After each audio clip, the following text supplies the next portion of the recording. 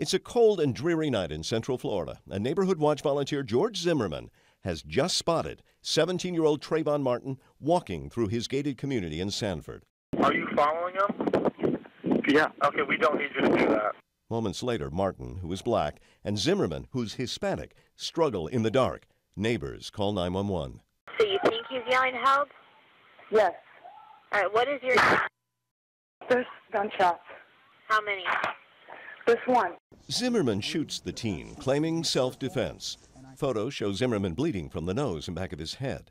Sanford police decide not to bring charges, perhaps because of Florida's stand your ground law.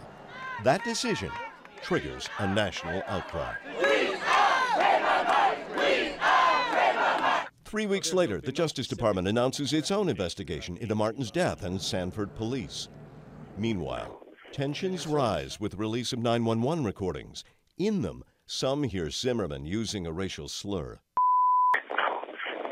Analysis by CNN is inconclusive. March 22nd.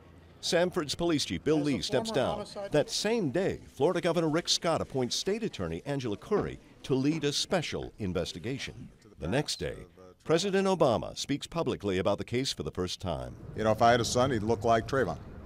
Freedom of death! March 24th. A group called the New Black Panther Party offers a $10,000 reward for Zimmerman's quote-unquote capture. 2 days later, Trayvon Martin rallies are held across the country, demanding Zimmerman's arrest. We want a conviction! April 11th, Zimmerman's charged with second-degree murder and turns himself in. Bond is eventually set at $150,000, and 3 days later, he walks out of jail in the middle of the night, only to return 6 weeks later, when a judge revokes his bond after prosecutors say Zimmerman and his wife lied about being poor at his bond hearing, failing to mention hundreds of thousands of donated dollars from supporters. This time, Zimmerman's wife is also arrested, charged with perjury. July 6th, Zimmerman's released from jail again, now on $1 million bond, and goes into hiding. Zimmerman appears on Fox News. Is there anything you might do differently in retrospect now that time has passed a little bit? No, sir. Meanwhile, his defense team successfully lobbied